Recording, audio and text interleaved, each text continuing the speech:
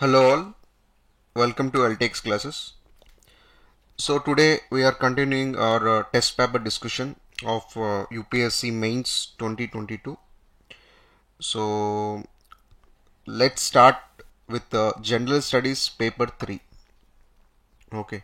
So మీ అందరికీ తెలిసిందే జనరల్ స్టడీస్ పేపర్ 3 ఏదైతే ఉందో this is one of the most comprehensive paper. ఎందుకంటే this is the paper where you'll have in and around 5 different subjects ఉంటాయి ఇందులో, unlike other papers. So we choose the Indian economy, science and technology, environment and disaster management, and internal security. Okay, so that's why it is the most interconnecting and interlinking paper. Okay, so here general studies paper 3 GS3 ఏదైతే ఉందో పేపర్లోని Indian economy మీరు చూస్తే we got around 110 marks only from Indian economy. Okay, 10 marks questions వచ్చాయి, 5 marks questions వచ్చాయి. At the same time science and technology we got around 40 marks. Okay, 10 marks ఒక question, 15 marks రెండు questions. Okay, with 3 questions science and టెక్నాలజీలో వస్తే Indian ఎకానమీలో 9 questions వచ్చాయి. 9 questions equated to 110 marks. Science and టెక్నాలజీలోని 3 questions equated to 40 marks. మీరు disaster మేనేజ్మెంట్లో చూస్తే 4 క్వశ్చన్స్ వచ్చాయి, gives around 50 marks as usual. ఇది లాస్ట్ ఒక 5-6 ఇయర్స్ నుంచి ఇంతే కంటిన్యూ అవుతుంది. Disaster management and internal security అయితే మాత్రం కరెక్ట్గా మేనేజ్ అవుతున్నాయి, ఒకటి ఎక్కువ కాదు ఒకటి తక్కువ కాదు. సో ఇక్కడ 4 క్వశ్చన్స్ 50 మార్క్స్, ఇక్కడ 4 questions 50 marks. Okay, science and technology కొన్నిసార్లు పైకి వెళ్తుంది, ఒక్కొక్కసారి 60 మార్క్స్ వస్తుంది. ఇండియన్ ఎకానమీ తగ్గిపోద్ది ఆ టైంలోనే. సో ఇప్పుడు ఇండియన్ ఎకానమీ మీరు చూస్తే 110 marks which is a major chunk. ఇప్పుడు ఉన్న మొత్తం 250 మార్క్స్లోని 110 మార్క్స్ అంటే it's not A simple thing. So Indian economy is really important, still very important and relevant for UPSC civil services, especially when it comes to GS3.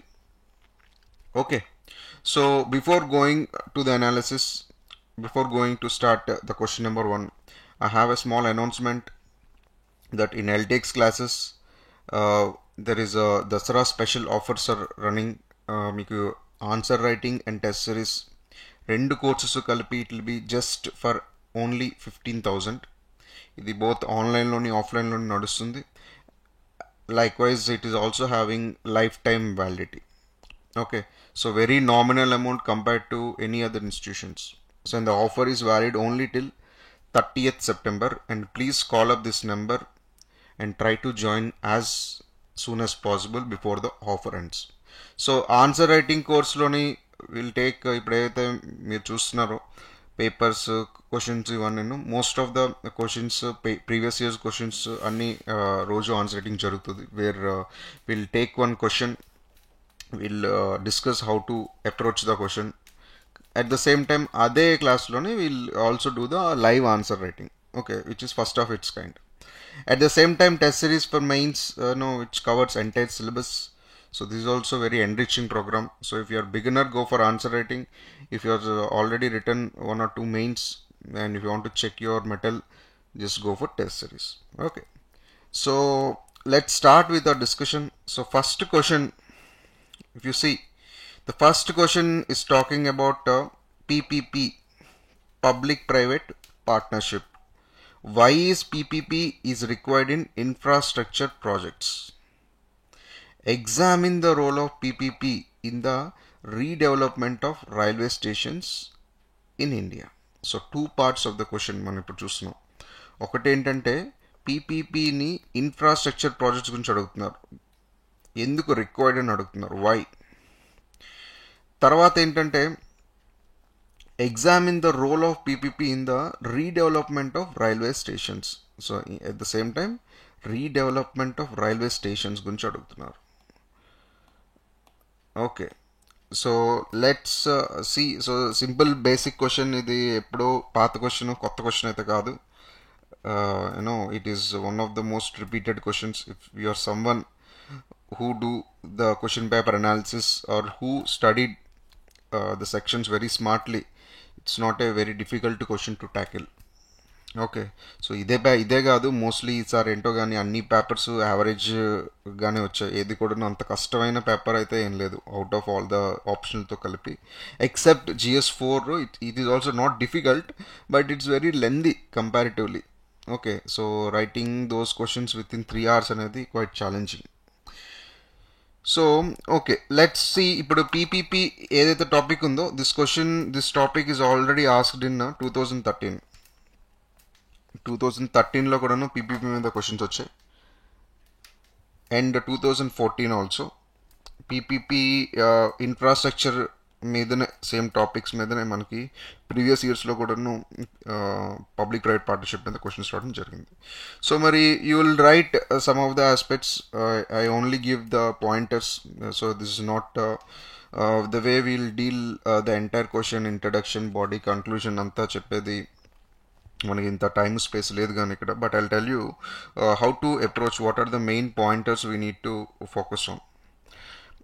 Okay, ఇప్పుడు PPP గురించి you'll write, what do you mean by the public private partnership. So public private partnership is from the public side, it's the government of India. From the private side you have the companies. You take for example GMR or Adani. So the collaboration of both the parties. ఎందుకు వీళ్ళ collaboration ఎందుకు అంటే, just to have a maximum productivity. Public side ఉంటుంది, private side ఉంటుంది. So ఎప్పుడు మీరు అర్థం చేసుకోవాల్సిన ఆస్పెక్ట్ ఏంటంటే, ఎప్పుడు గవర్నమెంట్ సైడ్లోని we always have the crunch of resources, the crunch of manpower, and the crunch of working hours also. Okay, so ఈ ఆస్పెక్ట్స్లోని ఎప్పుడు గవర్నమెంట్లోని మనకి రిసోర్సెస్ లెవెల్లోని we always feel the deficit, especially the money side, the financial side. కానీ ఇప్పుడు మీరు ఈ పబ్లిక్ ప్రైవేట్ పార్ట్నర్షిప్ ద్వారా when both the parties, public ఉంటుంది, ప్రైవేట్ ఉంటుంది. For example you take an airport. Okay, so ఈ ఎయిర్పోర్ట్ ఏదైతే ఉందో, ఈ ఎయిర్పోర్ట్ కన్స్ట్రక్షన్కి కావాల్సిన ల్యాండ్ ఏదైతే ఉందో, that will be provided by government of India. Okay, so even though land belongs to the state government, but the MOUs happens between the center and the state government, and land will be mostly from the government side. So కానీ గవర్నమెంట్కి ఎప్పుడు ఏంటంటే ఈ rentals, ఈ construction అంతే గవర్నమెంట్కి చాలా ఖర్చు అవుతుంది. ఓకే, ఎందుకంటే ఒక ఎయిర్పోర్ట్ కాదు కదా గవర్నమెంట్ చూడాల్సిందే.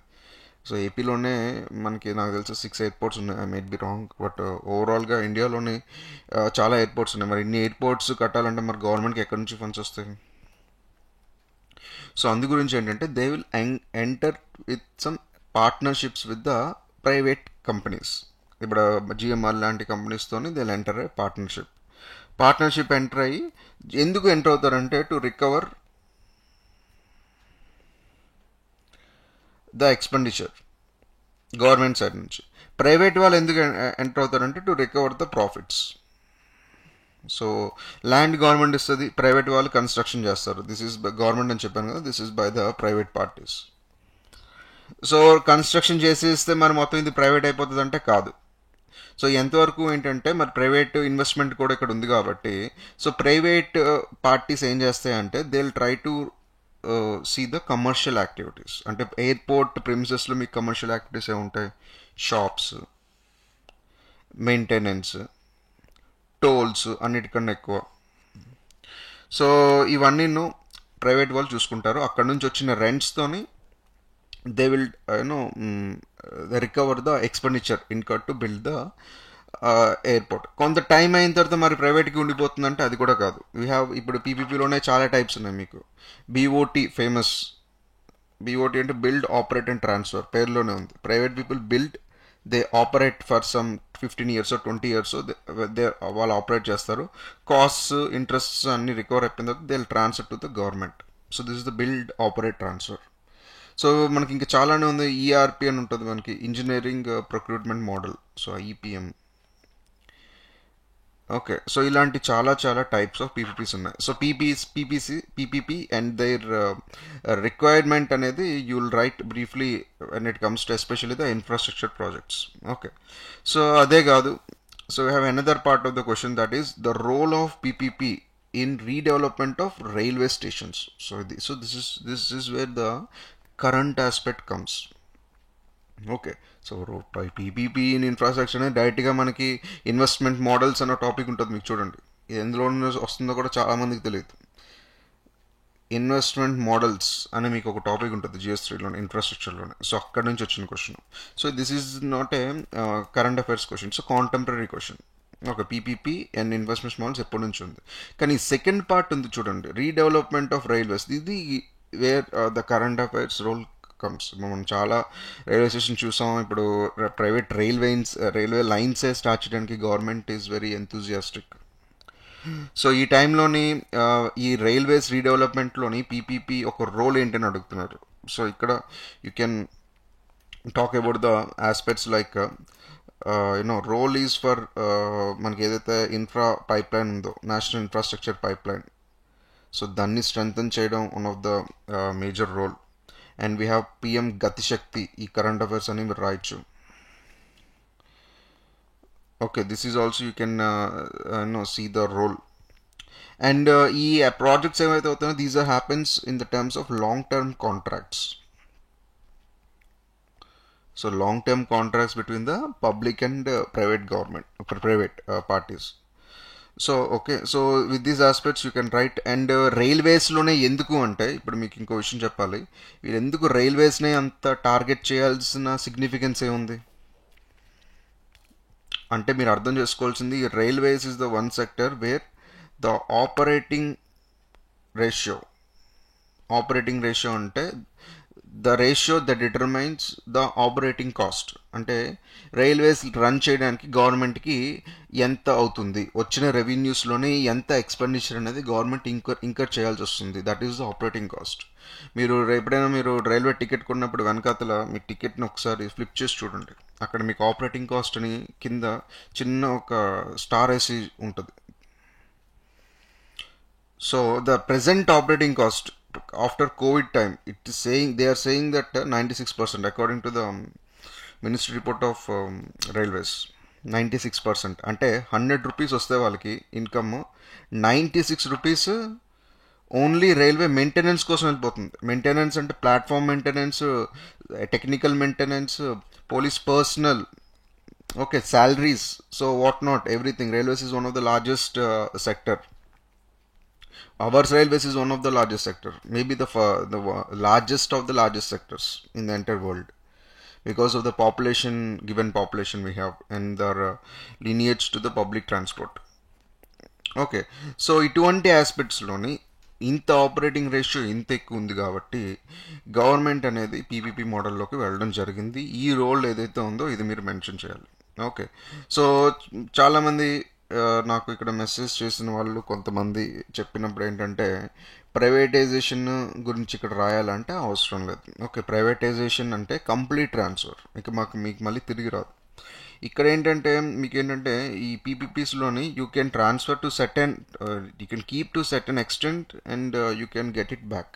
So privatization different from the PPP model, అది మీకు తెలిసి ఉండాలి. Okay, so this is the first question. And more over ఇంత నేను చెప్పడానికి నాకు ఇంత టైం అయినా కూడా మీరు రాయడాల్సిన ఇందులోని ఒక 60% రాసినా కూడాను you will be out of your time limit and word limit, because it is only 150 words in 10 marks. Okay, next inclusive growth again. So this is again not the toughest, or neither the toughest nor the new question. Okay, so this is also one of the stock and old question. Inclusive growth మీద ఎన్నోసార్లు questions వచ్చాయి. Inclusive growth, relating inclusive growth with jobless growth, relating inclusive growth with GDP or GDP contribution. So ఈ year paper మీరు కొంచెం కరెక్ట్గా observe చేస్తే చాలా వరకు కరెంట్ క్వశ్చన్స్ వచ్చాయి. అంటే యూపీఎస్సీలో కరెంట్ క్వశ్చన్స్ వస్తాయి, కాకపోతే మీరు లాస్ట్ టైం ఏంటంటే 2015 జీడిపి క్యాలిక్యులేషన్ మీద ఏదో క్వశ్చన్ వచ్చింది. So that is totally unexpected. అలాంటి క్వశ్చన్స్ 2015లో మారిన జీడిపి క్యాలిక్యులేషన్ గురించి 2021లో అడిగితే ఎలా? సో అగైన్ మీకు మళ్ళీ చూసుకుంటే 2014లో వచ్చిన ఏదో ఒక నోబెల్ ప్రైజ్ గురించి ఏదో క్వశ్చన్ వచ్చింది. సో అలాంటి బౌన్సర్స్ మీకు ఈసారి లేవు. Okay, this paper is out and out the current affairs ranging from the last 1.5 years. So inclusive growth possible under market economy. State the significance of financial inclusion in achieving the economic growth in India. First ఇక్కడ inclusive growth అంటున్నారు, ఇక్కడ economic growth అంటున్నారు, చూసుకోండి. Okay, and there another keyword is market economy, another keyword is financial inclusion. So ఇవన్నిటి మీద మీకు complete idea లేనిది you can't write these kind of questions. Even if you write you won't get the expected marks. Okay, అందు గురించే we have to read between the lines and we should include the habit of newspaper reading thoroughly. Okay, so ఇప్పుడు ఇక్కడ మీరు చూస్తే ఇక్కడ inclusive growth is inclusive growth possible under market economy. So market economy is nothing but the economy that determines works on the principles of demand and supply. Okay, ఈ supply and demand concept ఏదైతే ఉందో దీన్ని బట్టే మనకి market economy అనేది price determination అనేది జరుగుతుంది. So ఇటువంటి ఆస్పెక్ట్స్లోని ఇంక్లూజివ్ గ్రోత్ అంటే taking everyone into consideration.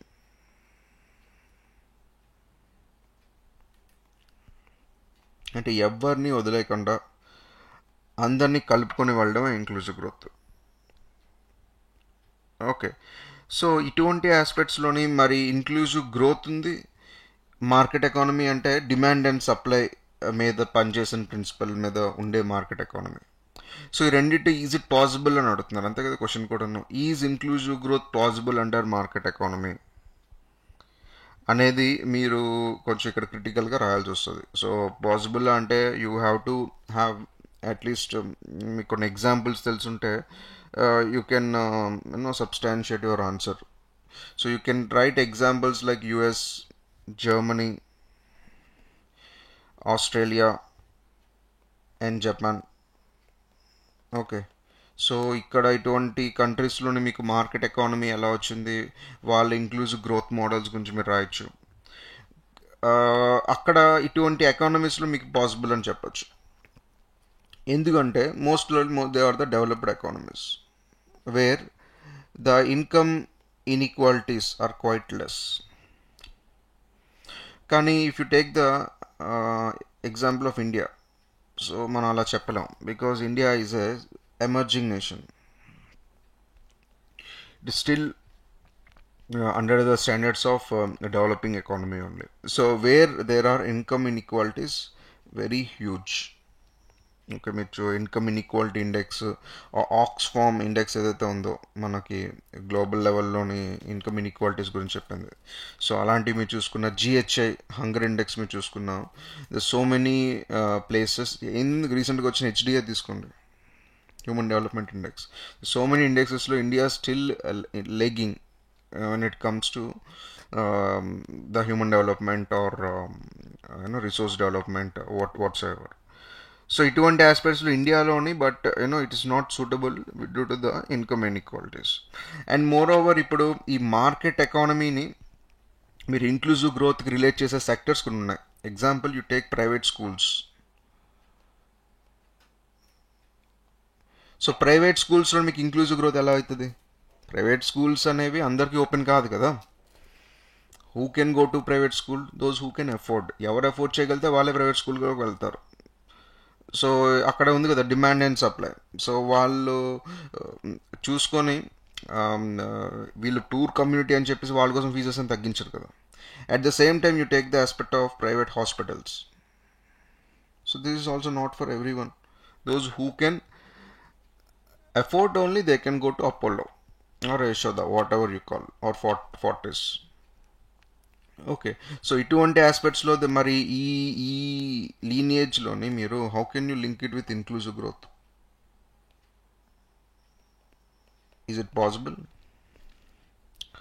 So కానీ అదే మీరు యూఎస్లో తీసుకోండి, ప్రైవేట్ కాన్సెప్ట్ తక్కువ, where government only take over యుఎస్లోని గవర్నమెంట్ హాస్పిటల్స్ అంటే ఇక్కడ మనకు అపోలో లెక్క అంత బాగుంటుంది. సో అక్కడ ఇంక్లూజివ్ గ్రోత్ ఉంది, ఎందుకంటే గవర్నమెంట్కి రిజర్వ్స్ ఎక్కువ ఉన్నాయి కాబట్టి దే కెన్ అఫోర్డ్.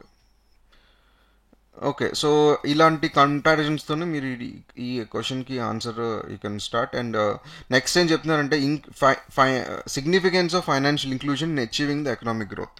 ఓకే, ఈ ఫైనాన్షియల్ ఇంక్లూజన్ సిగ్నిఫికెన్స్ ఏదైతే ఉందో అది మీరు రాయాల్సి వస్తుంది. సో ఫైనాన్షియల్ ఇంక్లూజన్ అంటే ఏంటంటే మీరు చూడండి, take the significance like banking, insurance, pension, loans, investments. These are the examples of financial inclusion. So including the people in the financial aspects, simply termed as financial inclusion. So ivanni all these practices are taken up by the government.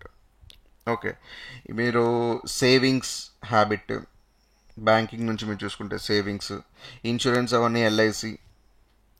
Okay, so loans again banks, and investments beat మీకు shares కావచ్చు, ఏమైనా కావచ్చు. So ఇవన్నీ ఏం చేస్తున్నాయి, it's leading to the GDP, అంతే కదా అడిగారు. Significance in achieving the economic growth. Yeah, so financial inclusion concepts ఏవైతే ఉన్నాయో ఇవి ఎకనామిక్ గ్రోత్ అండ్ జీడిపికి ఎలా లీడ్ చేస్తున్నాయని మీరు రాయాలి. So example, let's take an example. So you take loan తీసుకున్నారు, ఎడ్యుకేషన్ లోన్. సో లోన్ తీసుకున్న తర్వాత ఏమొచ్చింది, you got a seat in prestigious college. Seat got తర్వాత you got a very good placement. Placement అంటే equivalent to the job. So job వచ్చిన తర్వాత మీకు salary ఒక 25 lakhs ఉంది per annum CTC. So automatically you will contribute to the government through income tax. So income tax contribution, it is a contributor to GDP. So financial inclusion and economic growth. Okay, so ఇటువంటి మంచి flow charts అన్నీ వేసి you can write very well. So ఇటువంటి ఆస్పెక్ట్స్లోని you also need to mention about the trickle down effect. Okay, trickle down effect is the how these are relating to the leading to the grassroots development. ఒక sector మీద పడిన impact ఇంకో సెక్టర్కి ఎలా వెళ్తుంది అంటే ఇక్కడతో మీరు ఆపేయచ్చు. But if you want me to take it forward, జీడిపితో గవర్నమెంట్ ఏం చేస్తుంది, మళ్ళీ అదే ఎడ్యుకేషన్ మీద స్కూల్స్ కట్టించడం, హెల్త్ ఇన్ఫ్రాస్ట్రక్చర్ ఇంప్రూవ్ చేయడం, లేకపోతే సెక్యూరిటీ పెంచడం. సో ఇటువంటి వాటి మీద మళ్ళీ గవర్నమెంట్ ఇన్వెస్ట్ చేస్తుంది. So you see the trickle down effect పైనుంచి కింద వరకు. Okay, you can also talk about these kind of concepts in this question. Okay, it's one of the good question to put your perspectives. Okay, ఇటువంటి క్వశ్చన్స్లోనే మీరు ఒక edge తీసుకోగలుగుతారు వేరే ఆస్పిరెంట్స్తో. So depending on your current affairs knowledge and others knowledge. Next, what are the major challenges of PDS? PDS is the public distribution system in India, and how can it be made effective and transparent? Okay,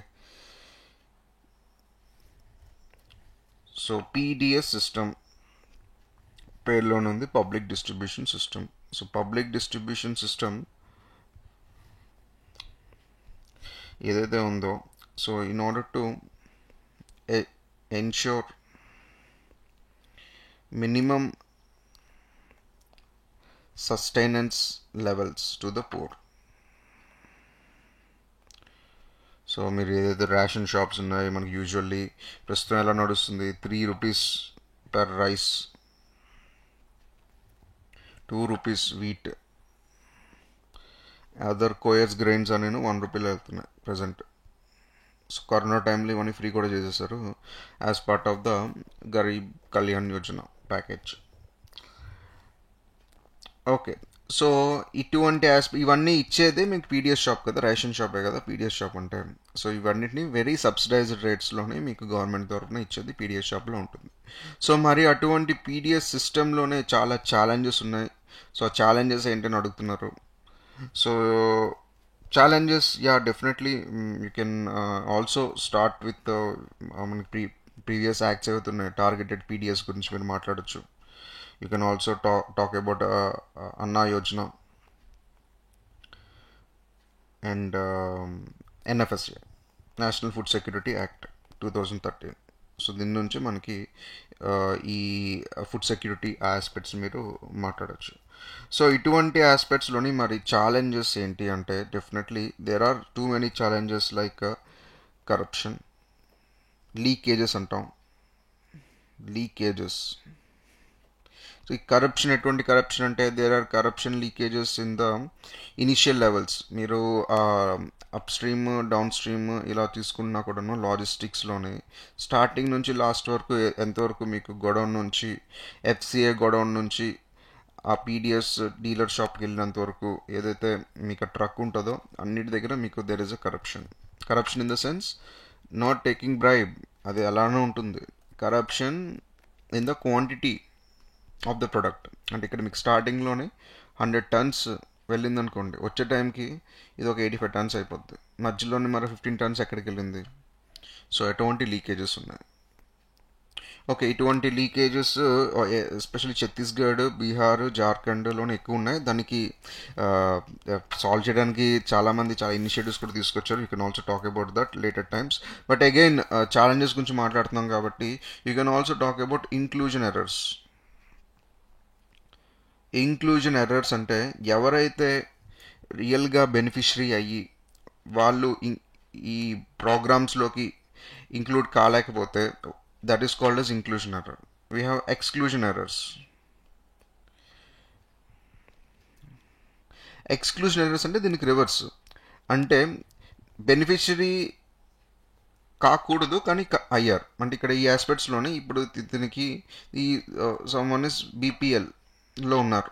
so వీళ్ళని మనం ఖచ్చితంగా include చేయాలి. But somehow దీనికి card రావడం, PDS card రావడం రాలేదు, తనకి ration రావట్లేదు. So that is the inclusion error. Exclusion error అంటే ఇక్కడ ఇంకో అతను ఉన్నారు. సో అతనికి బీపీఎల్ కన్నా ఆయన ఇన్కమ్ లెవెల్ ఎక్కువ ఉంది.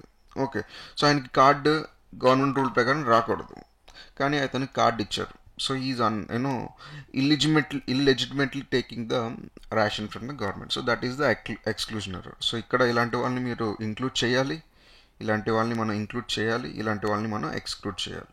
సో ఇటువంటిగా ఇలాంటి బ్యాలెన్స్ చేసి మనం కరెక్ట్ ఫామ్ ఆఫ్ బెనిఫిషరీస్ లిస్ట్ని మనం ఫస్ట్ ప్రిపేర్ చేయగలగాలి. సో ఇదైతే ఉందో ఇది is one of the major problem of PDS system. And next corruption మనం ఏదైతే మాట్లాడుకున్నామో అది. And the third thing you can also talk about the grievance redressal. So ఎక్కువ ఉన్న ప్రాబ్లమ్స్ని సో ఫాస్ట్గా సాల్వ్ చేయడం కోసం we need to have grievance redressal system with end to end communication. Okay, so automation చేయొచ్చు, అదర్ ఆస్పెక్ట్స్ ఉన్నాయి. So అలాంటి గురించి మీరు రాయొచ్చు. సో ఎందుకంటే ఇక్కడ చెప్తున్నాను how can you made it effective and transparent ఏదైతే అడిగారో here you can write about very beautiful solutions like automation, less contact, GPS tracking of vehicles. Okay, income. You can also talk about online payments, time to time series of enquiries with respect to departments. So ilanti vaadtoni you can make it effective and transparent. Okay, so this is about the third question. Okay, PDS system and how can you make it effective and transparent. Just 150 marks. Next, elaborate the scope of food processing industry in India. Very out and out stock question. ఏమీ అడగట్లేదు ఇక్కడ. Explain, elaborate the scope and significance అని అడుగుతున్నారు. Scope ఏంటి, significance ఏంటి అని రాస్తే అయిపోయింది. ఓకే, ఫుడ్ ప్రాసెసింగ్ ఇండస్ట్రీస్ అంటే మీకు తెలిసినవే. దోస్ ఇండస్ట్రీస్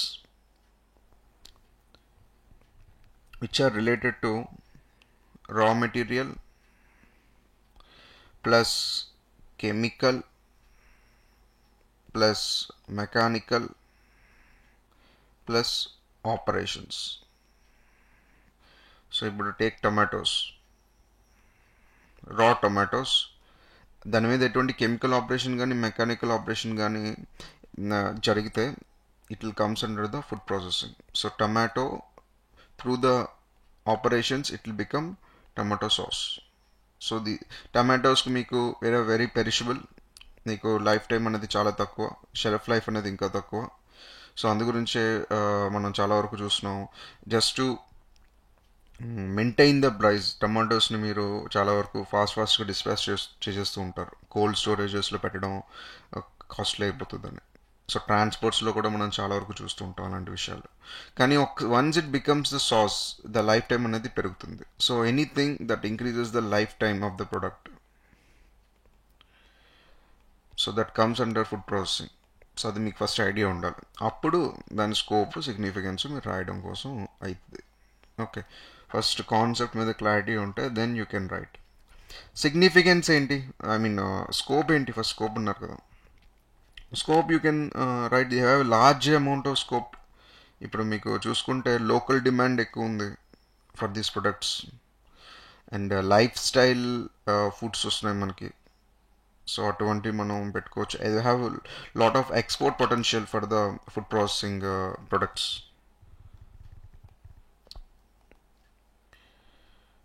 ఓకే, సో అలా ఉంటే మనకి సిగ్నిఫికెన్స్, ఇంక్లూజివ్ గ్రోత్,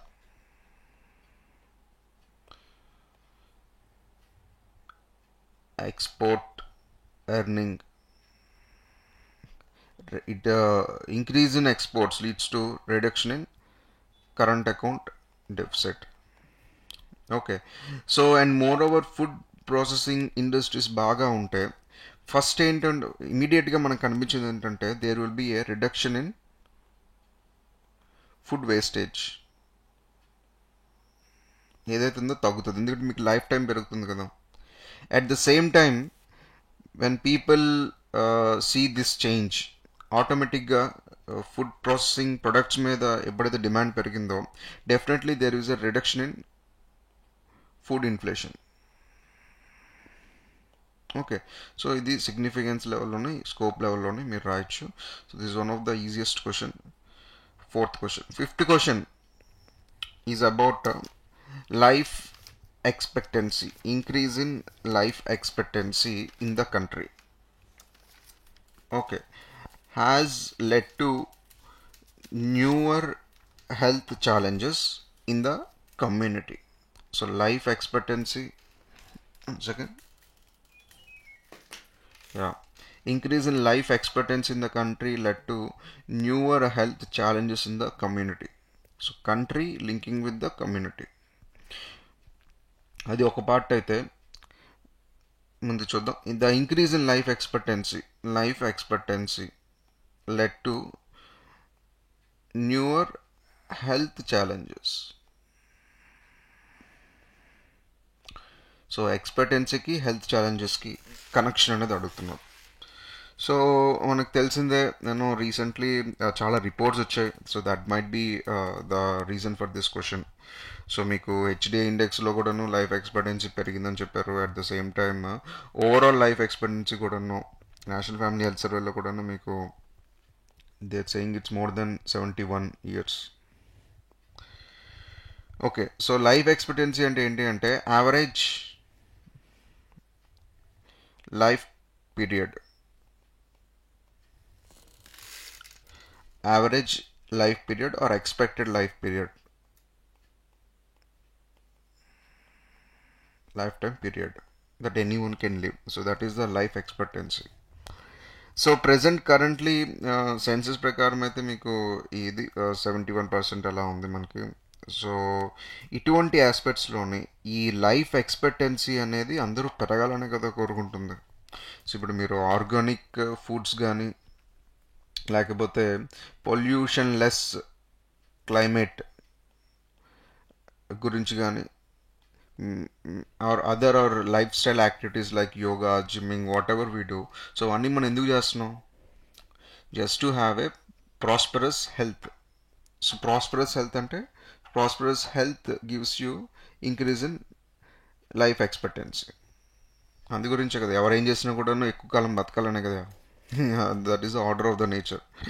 సో ఇటువంటి ఆస్పెక్ట్స్లో మరి ఇటువంటి లైఫ్ ఎక్స్పెక్టెన్సీ పెరగడం వల్ల మనకి కొత్త హెల్త్ ఛాలెంజెస్ ఏమైనా వస్తున్నాయని అడుగుతున్నారు. అది మీరు ఆలోచించాలి. వస్తున్నాయా అంటే యా. ఎలా అంటే, సో మీరు life expectancy you take let's say ఈ 670 నుంచి నెక్స్ట్ కమింగ్ ఈ సెన్సస్కి అంటే ఏదైతే 2023లో రాకపోతుందో, సో అందులోని they are expecting that it will become 79. ఇది ఇండియాలోనే కాదు, ఓవరాల్గా కూడా మీరు చూసుకుంటే వరల్డ్ లైఫ్ ఎక్స్పెక్టెన్సీ కూడా పెరిగింది because thanks to our medical advancements. Okay. So ముందు క్యాన్సర్ వస్తే అవుట్ అయిపోయారు అనుకునేవాళ్ళు. ఇప్పుడు క్యాన్సర్ వచ్చినా కూడా చాలామంది మీకు సస్టైనబిలిటీ లెవెల్స్ పెరుగుతున్నాయి. ఎందుకంటే రైట్ టైంలో detections and or diagnostic centres and or medicinal values. So ఇవన్నీ అడ్వాన్స్ అవుతున్న కొద్దీ లైఫ్ ఎక్స్పెక్టెన్సీ అనేది పెరుగుతుంది. So at the same time మనకి ఏజ్ ఓల్డ్ ప్రాబ్లమ్స్ కూడా వస్తున్నాయి ఈ పీరియడ్. మీరు చూసుకుంటే ఆల్రెడీ సీనియర్ సిటిజన్ స్టేజ్లోనే old age problems.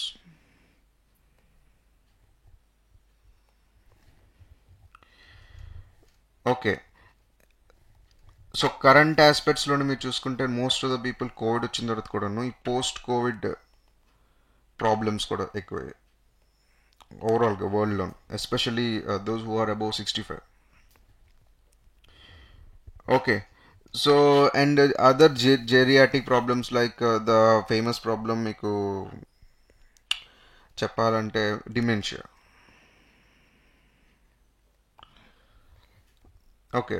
So memory loss. So ఇటువంటి మ్యాక్సిమం ప్రాబ్లమ్స్ మనకి ఏజ్ ఓల్డ్ లెవెల్స్లో ఉంటాయి.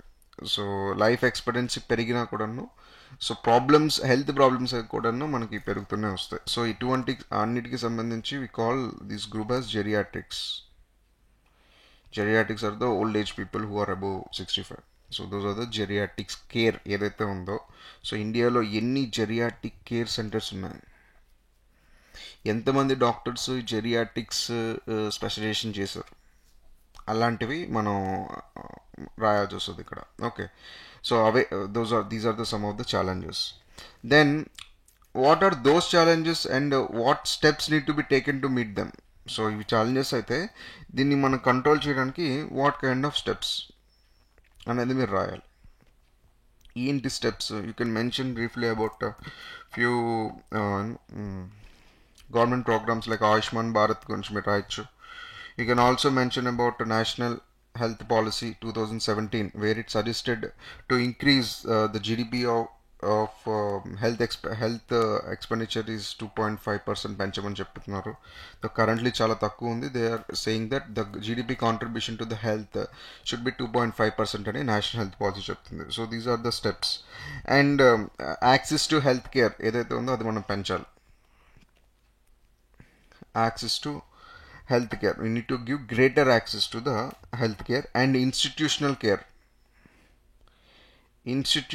care like rehabilitation, protection, ఎందుకంటే since they are weak in physical capacities, so the security and protection is very important. Okay. Community health centres మనం empower చేయాల్సిన అవసరం ఉంది. So ఇప్పుడు మీరు అన్నీ చూస్తే దీస్ పీపుల్ ఏదైతే ఉన్నారో ద పోస్ట్ రిటైర్మెంట్లో ఆ ఏజ్ గ్రూప్లో ఉన్న people they are known as people in silver economy. ఈ సిల్వర్ ఎకానమీ గురించి మీరు రాయాల్సి వస్తుంది. ఓకే. సో వాళ్ళని కూడాను మనం యూస్ చేసుకోవచ్చు, వాళ్ళ ఎక్స్పర్టీస్ని కూడా మనం యూస్ చేసుకోవచ్చు. గవర్నమెంట్ ఆఫ్ ఇండియాలో కూడాను దీని మీద చాలా ప్రోగ్రామ్స్ నడుస్తున్నాయి. Retired IAS officers, IPS officers, మళ్ళీ ఇంత 30 years 35 years సర్వీస్ చేసిన వాళ్ళని అలా వదిలేయకుండా వాళ్ళ నాలెడ్జ్ వాళ్ళ ఎక్స్పీరియన్స్ నుంచి మనకు హెల్ప్ చేసేటట్టు the launching initiatives like Anubhav. Okay, so these are the aspects you can write to steps to tackle the challenges of old age problems. Okay, ఎందుకంటే ఇటువంటి యాక్టివిటీస్లో వాళ్ళు ఇన్వాల్వ్ అయితే once you are active in your life so definitely మీకు ఎటువంటి problems రావు. So if you want to include you can also include about NPHEC which goes about National Program for Health Care for Elderly. Health care for elderly. This is a specific program only for the elder people. So these are the steps taken by the government. Okay. So this is about your fifth question. So next question. Each year a large amount of, okay, this is the end of our economics. So ఇక్కడ నుంచి మనకి environment start అవుతుంది. So this question ఏదైతే ఉందో this is some what of I rate it is a టఫర్ question. Okay, so ఎందుకంటే మీరే చూడండి, each year large amount of plant material cellulose is deposited on to the surface of the planet earth.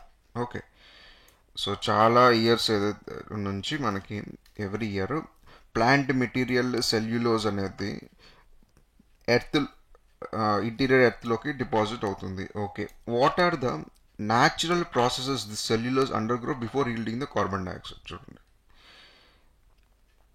Plant cellulose land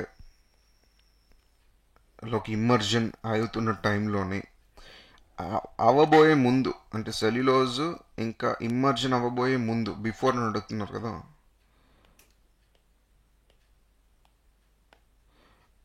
so ఈ before టైంలోని and what are the natural processes this cellulose undergrow before yielding carbon dioxide water?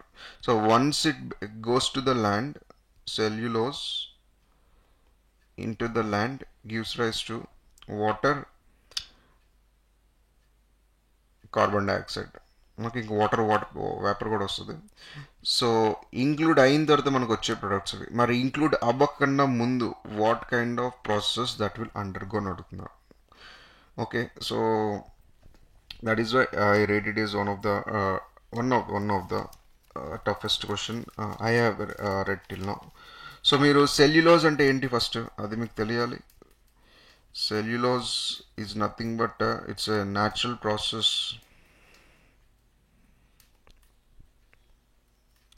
మనకి cellulose అనేది plant సెల్స్లో ఉంటుంది. It is the outer cover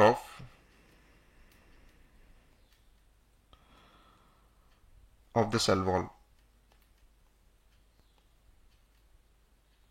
The outer cover of the cell wall has cellulose.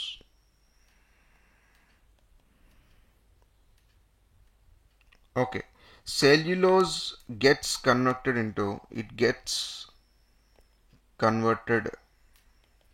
into carbon dioxide, water and water vapor. So మరి conversion ప్రాసెస్కి help చేసిన activities ఏదైతే natural process ఉన్నాయో అవి మీరు ఇక్కడ రాయాలి. ఏంటి ఆ activities? Microbial processes. Okay, methanogenesis, acetogenesis, ఈ ప్రాసెస్ మీరు ఎక్స్ప్లెయిన్ చేయాల్సి వస్తుంది. ఓకే, సో ఈ ప్రాసెస్ ఎక్స్ప్లెయిన్ చేయడంతోనే I think that is what the question is asking about. What are the natural processes in this cellulose under growing before yielding carbon dioxide, అంతే. So ఏదైతే నేను process mention చేశానో ఇది I don't think మీకు ఎన్సీఆర్టీలో కూడా ఎక్కడా లేదు. So some down to earth ఆర్టికల్లోనే ఎక్కడో ఈ ఒక రెండు ప్రాసెస్ గురించి ఎక్స్ప్లెయిన్ చేశారు. సో ఇది మళ్ళీ సైన్స్ అండ్ టెక్నాలజీ బయోటెక్నాలజీలో వస్తుందని కొంతమంది చెప్తుంటే, కొంతమంది ఏమంటున్నారంటే ఇది ఎన్వైరన్మెంట్లోకి వస్తుందని అంటున్నారు. But what ever it is you can explain the process explanation వచ్చినప్పుడు అవుట్ అండ్ అవుట్ ఇది బయోటెక్నాలజీలోకి వస్తుంది. బట్ మీరు ఈ ప్లాంట్ సెల్యులోజ్ గురించి మాట్లాడాల్సి వస్తే మాత్రం అండ్ ఇట్స్ ఇంపాక్ట్ గురించి మాట్లాడాల్సి వస్తే then it will come under the environment. Okay, so this is the sixth question. Seventh question, discuss in detail the photochemical smog. Photochemical smog, emphasizing its formation, effects and mitigation. Okay, just give me a second. Yeah, effects and mitigation. Explain 1919 Copenhagen Protocol. ఇది మీరు I don't think ఎంతమంది ఇది వినుంటారో నాకు doubt. So it's not a famous one. 1999 Gothenburg protocol, Copenhagen కాదు, Gothenburg protocol. Discuss in detail the photochemical smog, PHC. Emphasize its formation, effects and mitigation. ఇది ఎలా మనం ఎక్స్ప్లెయిన్ చేయాలంట in the light of this Gothenburg protocol. Okay, so again this also this is also one of the toughest question. I'll consider this also one of the toughest question ఎందుకంటే hardly people know about Gothenburg. Okay, ఎన్ని క్లాసెస్లో మీరు గోతెన్బర్గ్ గురించి చదివారు, ఎన్ని మెటీరియల్స్లో గోతెన్బర్గ్ గురించి రాశారు? Okay, so గోతెన్బర్గ్ protocol మనం చూద్దాం. సో బిఫోర్ దట్ మీరు చూసుకుంటే ఫోటోకెమికల్ స్మోక్ అంటే ఏంటి ఫస్ట్ మీరు అది తెలుసుకోవాలి కదా. ఇక్కడ ఫోటోకెమికల్లో పి అంటే photo is nothing but the light. Okay, chemical is the chemical reaction and smoke is the smoke, normal smoke.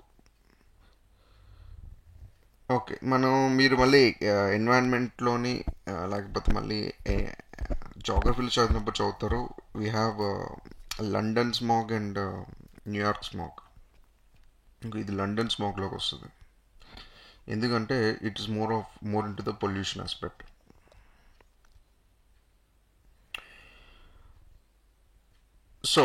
So how this PHC the formation happens అనేది మీరు రాయాలి. when the light from the sun interacts, and I'm talking about the formation. Okay, and the light from the sun interacts with the oxides of nitrogen releases. When the light from the sun interacts with the atmosphere, then the oxide of nitrogens releases. When the sun interacts with the nitrogen oxides and VOCs, volatile organic compounds, it leads to PHC formation, photochemical smoke, PR, photochemical smoke. Okay, so ఇది formation అయితే. Then what are the effects? So if you want to write, you can also write about the primary pollutants ఏంటి ఈ టైంలోని. What are the secondary pollutants? Primary pollutants like the VOC and the nitrogen oxide. Secondary pollutants are ozone and PAN అంటాం, per oxy acetyl nitrogen. So వాటి గురించి కూడాను depending on your knowledge level and time level you can write. Okay, so మరి formation తర్వాత this how the PHCs form. And effects definitely ఇక్కడ నుంచి మనందరికీ తెలిసిందే.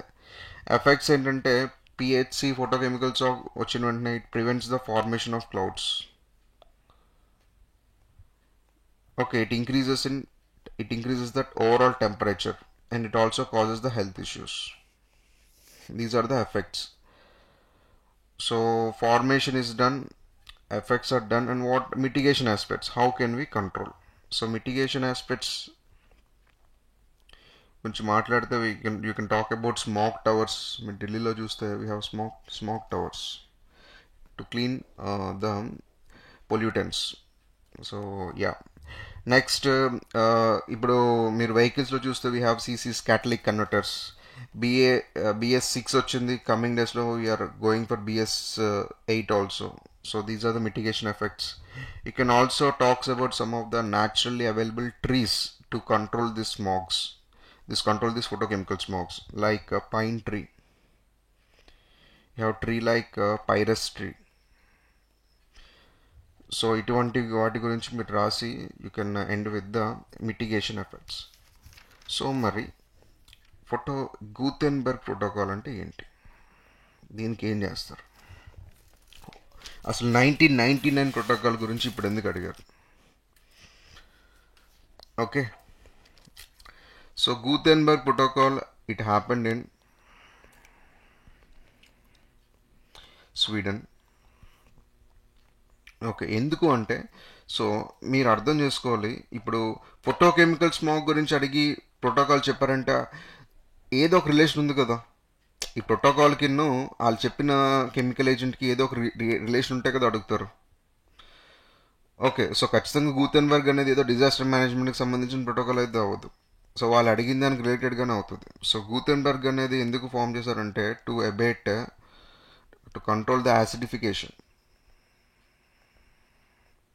eutrophication, and ground layer ozone. So ఇవన్నీ కంట్రోల్ చేయడం కోసం మనకి గూటెన్బర్గ్ ప్రోటోకాల్ అనేది పెట్టారు. ఇట్ సెట్ ఈ ప్రోటోకాల్లో పార్ట్గా ఏం చేశారంటే it sets for the ceiling limits. 2010కి ఇట్ సెట్ దట్ 4 పొల్యూటెంట్స్ని ఐడెంటిఫై చేసి ఆ 4 పొల్యూటెంట్స్ని మిటిగేషన్ చేద్దామని కమిట్మెంట్స్ ఇచ్చారు. ఏంటి ఆ 4 అంటే, ఒకటి sulphur, 2 oxide, nitrogen oxide, next we have VOC, volatile compounds, and we also have ammonia. So these are the 4 significant pollutants sets for emission ceiling in 2010. Okay, so అందు గురించి ఈ ప్రోటోకాల్ని ఇంకో రకంగా ఏమంటారంటే, this protocol also known as multi effect protocol. So 2010 targets ఇదైతే 2012లోనే ఈ 4+2 ఇంకో 2 pollutants add చేశారు ఇక్కడ, like black matter and PM2.5.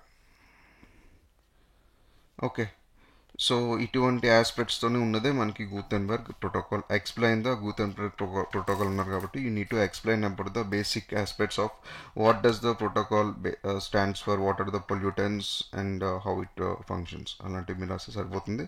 Again this is the 10 marks, one of the toughest question comparing the because it is having the Gutenberg. Next 8th question. Explain the mechanism and occurrence of cloud bursts in the context of Indian subcontinent. Discuss 2 recent examples. Okay, so one of the expected question. I don't see any thing to surprise about as far as this question is concerned. Cloud bursts are in news for very long time. So any of you who are following the current affairs, they can easily relate to this question. Okay, just give me a second. Yeah, cloud bursts.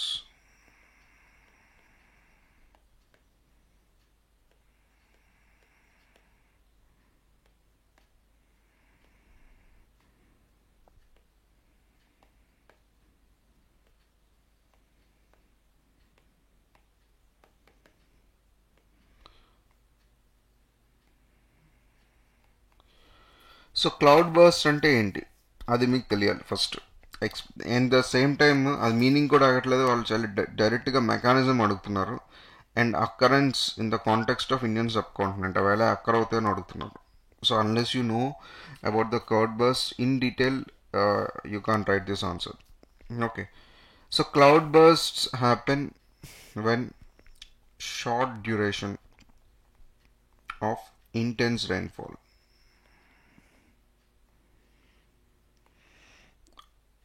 Okay, so దీన్ని prospects కూడా మీరు చూసుకుంటే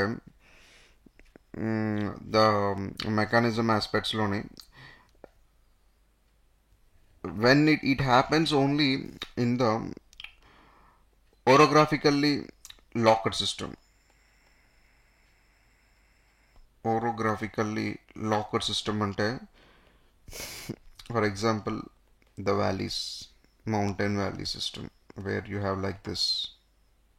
మీకు ఇక్కడ నుంచి warm air ఎలా వెళ్ళి పైన ఇక్కడ స్టాగ్నెంట్ అవుతుంది. This is orographically locked system. Okay, so this is the how it happens. And if you want to talk more about the mechanism and how it leads to its occurrence అని మీరు మాట్లాడుకుంటే, so you can explain this mountain valley concept. Mountain valley system ఏదైతే ఉందో, where the warm air rises and it leads to the oversaturation. Warm air rises, leads to the oversaturation, and oversaturation in turn leads to high precipitation. ఈ high పర్సిపిటేషన్ అంటే ఏంటి, దీనికి ఒక rule ఉంది అని చెప్పి ఆ రూల్లోని మీకు వర్షం పడితేనే క్లౌడ్ బర్స్ట్ అవుతుందని చెప్తున్నారు. So cloud burst simply to understand ఏంటంటే ఒక ప్లేస్లోని ఒక చిన్న షార్ట్ డ్యూరేషన్లోని ఒక స్పెసిఫిక్ ప్లేస్లోని ఓకే ఇంటెన్స్ రైన్ఫాల్ అవ్వాలి. So that is called the cloud burst. So flash floods, so something like that అలానే వస్తాయి.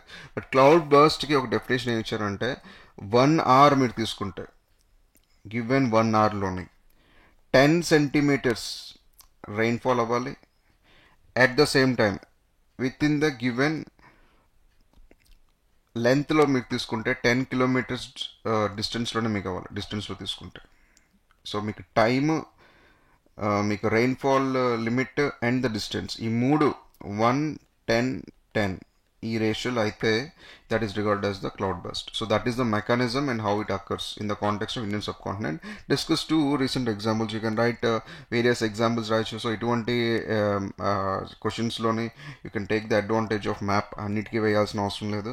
సో ఇటువంటి క్వశ్చన్స్ ఎగ్జాంపుల్స్ అన్నారు కాబట్టి you can draw A outline, you can show some of the north east, చాలా ప్లేసెస్లో అయింది, Hyderabad and ఉత్తరాఖండ్లో కూడా ఉన్న చాలా ప్లేసెస్లో అయింది. You can take also talk about Tamil Nadu. So ఇలా మీరు చూసేసి రీసెంట్ క్లౌడ్ బర్స్ట్ ఎక్కడ అయిందని చెప్పేసి మీరు రాయొచ్చు. 8th question. So the 9th question is talking about organised crime. So this is the end of till now. ఈ సెగ్మెంట్లో అయితే మాత్రం 10 marks సెగ్మెంట్లో అయితే మాత్రం ఇది అయిపోయింది. Next we're having organised crime and ఇక్కడ నుంచి మనకి ఇంటర్నల్ సెక్యూరిటీ స్టార్ట్ అయింది. So organised crime again it's not the new or surprising element. Organised crime గురించి మనకి చాలా వరకు క్వశ్చన్స్ ఆల్రెడీ వచ్చేస్తున్నాయి.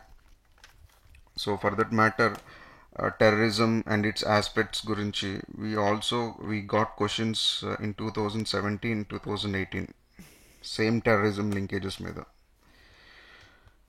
Okay, so types of organised crime అని అడుగుతున్నారు. సో తర్వాత how organised crime is linked to terrorism అని అడుగుతున్నారు. Linkages between terrorist and organised crime that exist in the national and transnational levels. So India and international. So అది మీరు గుర్తుపెట్టుకోవాలి. So అసలు organised crime అంటే ఏంటి? So the crime happens in a network level with predetermined objectives. So that is simply about organized crime. This is the definition given by Ministry of Home Affairs. Okay, so but the question is about the types. Mar organized crime loni types enti ante we have traditional tribes. Okay, we have non-traditional. Traditional అంటే ఎప్పటి నుంచో అవుతున్న crimes. So for example gambling, betting.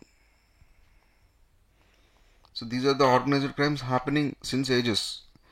Non traditional అంటే ఇది టైంతో మనం మారుతూ వస్తున్న crimes like money laundering, like smuggling, drug trafficking, cyber frauds. So these are the types. Describe the linkages between terrorists and organized crime that exist in national and international level. Okay, so linkages ఏంటి మీరు కరెక్ట్గా observe చేస్తే ISIS వచ్చినప్పటి నుంచి question వస్తుంది. ఇదేం కొత్త question అయితే ఏం కాదు. ISIS functioned, the entire funding of ISIS coming from the organised crime. So దాన్ని అటు తిప్పి ఇటు తిప్పి వాళ్ళు టైం టు టైం చూసుకొని అడుగుతారు. సో ఎనీ టెర్రరిస్ట్ ఏజెన్సీ అలానే పనిచేస్తుంది. Forget about ISIS. మీరు ఐఆర్ చదివితే కరెక్ట్గా మీకు అర్థమవుతుంది. When you read about IR and how the terrorist outfits operates. So you take al Qaeda, you take Lashkar e Taiba, you take Jaish e Mohammed, you take al Shabaab, you take al Nusra. For that matter, you take Boko Haram. So ఇవన్నీ all these terrorist outfits are operating. You can give very good examples. So it's very much in the news. Try to read newspapers. It makes everything easy.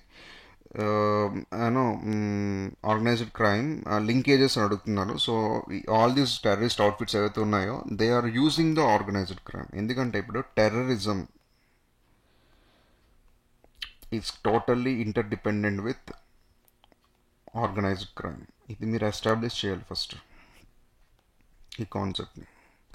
ఎందుకంటే terrorism, no country supports terrorism, even though we know what are the countries that is supporting terrorism, but they won't అలా ఎవరు agree చేయరు కదా. యుఎన్కి వచ్చేసి మేము terrorist support చేస్తామని ఎవరు అంటారు కదా. సో మరి వాళ్ళు సస్టైనెన్స్ కోసం డబ్బులు కావాలంటే they need definitely the funding and they also need the logistical support. So మా ఆర్మ్స్ మీరు సప్లై చేయాలన్నా, అమ్యునిషన్ సప్లై చేయాలన్నా, గ్రెనేడ్ సప్లై చేయాలన్నా, anything you need this logistical support. So మరి ఫండింగ్ ఎక్కడి నుంచి వస్తుంది? సో ఈ ఫండింగ్ గురించే మనకి ఏంటంటే ఆర్గనైజ్డ్ క్రైమ్ కావాలి. So that is how it is linked. Okay, the ఫండింగ్ ఆస్పెక్ట్స్లోనే you can write the aspects regarding to it. Linkages between the terrorists and organized crime that exist in national international levels. So international levels లోని నేను చెప్పిన examples రాయొచ్చు. At the same time you can also write about some few controlling agencies like UNODC, union office on drugs and crime. So you can write about this. ఇది UN office on drugs and crime, ఇది present ఆఫ్ఘనిస్తాన్లోని ఏదైతే opium ఉందో opium reduction కోసం they are working on it. So ఎందుకంటే మీకు transnational ఉన్నారు కాబట్టి. So for national levels you can write about NIA. Okay, so recent NIA స్టడీస్లో కూడా తెలిసింది ఏంటంటే most of the violence happening in Kashmir it is the part of the organised crime అని చెప్తున్నారు. So this is the 9th one, and 10th one is also from the internal security, but this is the old one. So the 10th one is talking about maritime security challenges. Discuss the organizational, technical, procedural initiatives taken to improve the maritime security. So మీరు observe చేస్తే ఇప్పుడు ఇది 10th question. So ప్రతి క్వశ్చన్స్లోనే మీకు ఏంటంటే sub parts ఎక్కువ ఉన్నాయి. So paper ఈజీగా ఉన్నా కూడాను మీకు ఎక్కువ పార్ట్స్ రావడం వల్ల it makes the paper very lengthy. Organisational, technical, procedural. So అలానే మీరు ఇక్కడ చూస్తే ఈ క్వశ్చన్ కాదు, ఇక్కడ చూడండి మెకానిజం అండ్ అకరెన్స్. చూడండి ఎఫెక్ట్స్, మిటిగేషన్, ఫార్మేషన్, మళ్ళీ 3 ఆస్పెక్ట్స్. సో స్కోప్, సిగ్నిఫికెన్స్ చూడండి మళ్ళీ 2 aspects. Challenges and the solutions, again 2 aspects. So likewise we are having multiple aspects in the questions. So it makes the question quite multidisciplinary. So మీరు చదువుతున్నప్పుడు కూడా అలానే చదువుకోవాలి. Organizational, technical and procedural initiatives taken to improve the maritime security. Okay, 2014లో కూడాను ఒక question వచ్చింది maritime security మీద. Most likely the same about international maritime organisation అని ఒక క్వశ్చన్ వచ్చింది ఐఎంఓ మీద. సో అప్పటి నుంచి మ్యారిటైమ్ సెక్యూరిటీ మీద క్వశ్చన్స్ రావడం అని స్టార్ట్ అయ్యాయి. సో ఛాలెంజెస్, మీరు డైరెక్ట్గా ఛాలెంజెస్ అడుగుతున్నారు కాబట్టి maritime security is the Coast level security that every one needs. So you can explain briefly about what is a maritime, how it is significant, and very briefly explain చేసి what are the challenges అని మీరు రాయొచ్చు. So the challenges like difficulty,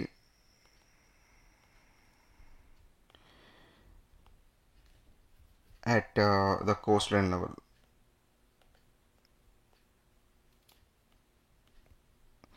so India has a wide Coast line.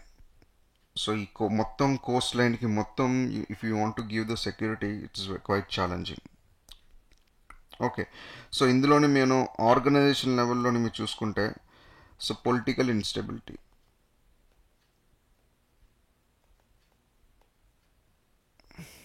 Okay, so political instability is an organisational challenge. Fisherman and fishing issues. So దీని మీద UN UNCLOS ఉంది, at the same time UN protocols కూడా ఉన్నాయి, but states అనేవి కరెక్ట్గా implement చేయాలి. Coastal policing is needed. Coast guard marine police ఏవైతే ఉన్నాయో వీటిని మనం ఎంపవర్ చేయాలి. Customs organisations, national committee for strengthening maritime coastal security మీద మనం వర్క్ చేయాల్సి వస్తుంది. Okay, these are the organisational. Then what are the technical challenges? Technical challenges like you can write about coastal టెక్నాలజీని ఇంక్లూడ్ చేసి మనం తీసుకోవాల్సిన aspects ఇక్కడ. Coastal surveillance network, vehicle traffic management. Okay, so one more technical organization we have, IFC IOR. So Information Fusion Center for Indian Ocean region. So IFC IOR. So these are the technical. Then what are the procedural?